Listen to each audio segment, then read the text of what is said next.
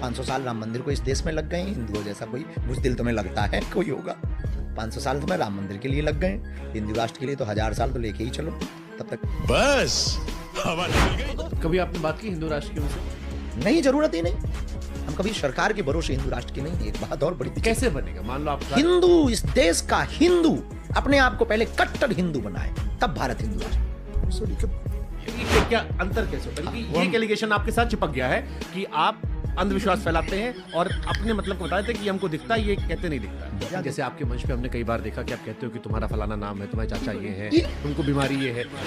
एक पत्रकार का भी आपने पर्चा खोल दिया था, बेचारा बड़ा गाली खाया बाद में। देखिए, एक परंपरा हमारी आप पर भी आरोप लगा कि उसके फेसबुक से आपने पढ़ लिया था। धंधा बंद करवाएगा क्या? आपने जब ये कह दिया कि जो नहीं आएगा वो देशद्रोही है, तब लोग देखिए, कह रहे हैं कि मान लीजिए कोई जाने से कोई आदमी सियाचिन में नौकरी कर रहा है या बॉर्डर पे हो, या मेरे सब पत्रकार जो दिल्ली इलेक्शन कवर करा था, अब आपने हम लोग को देशद्रोही बना दिया। भैया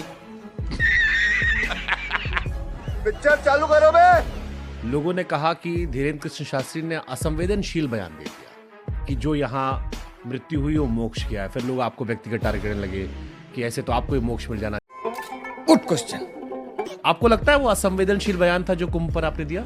हमको ना कई बार बड़ा दुख होता है इस देश के लोगों को साथ में, क्या कह दें, वो ना 30 मिनट की वीडियो के सार को 1 मिनट का समझ लेते हैं। पूरी बात बिना जाने हुए आप सत्य तक नहीं जा सकते। कहना क्या चाहते हो? अब घटना तो हुई है पर असमय हुई है, तो दुख बहुत है।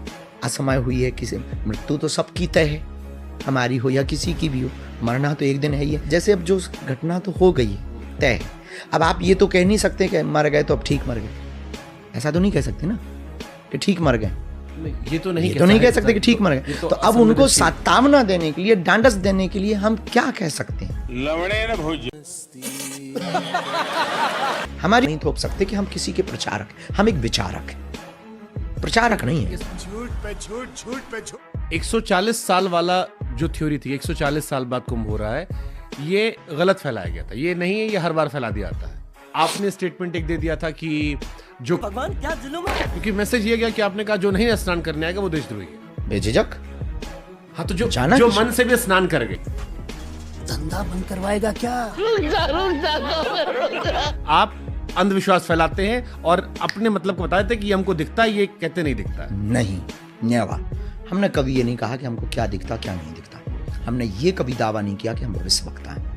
हमने कभी ये दावा नहीं किया है कि हम कुछ बता सकते हैं, आज तक एक भी इंटरव्यू में। कन्या जब आप विवाह करवा रहे हो, प्रधानमंत्री जी आने वाले, राष्ट्रपति जी आने वाले हैं, देश के गृह मंत्री से आप मिलते रहते हो, आप क्यों नहीं उनसे फिर कह रहे थे कि देश को हिंदू राष्ट्र करवा दो? नहीं, वो हिंदुओं से होगा। नहीं।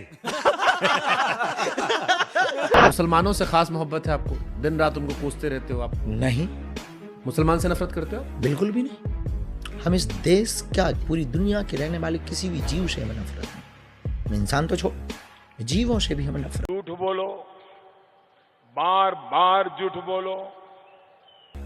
हमें उस व्यक्ति से नफरत है जो सर तन से जुदा करने की बात करता, जो भारत तेरे टुकड़े होंगे, जिन्हें वंदे मातरम गाने में दिक्कत है, जो राम की यात्रा पर पत्थर फेंकते हैं, जिन्हें सीता पर कमेंट करने में मजा आता है, वो फारूकी। हमें ऐसे लोगों से बहुत नफरत है जो 15 मिनट की बात करते हैं। बड़ा कहीं का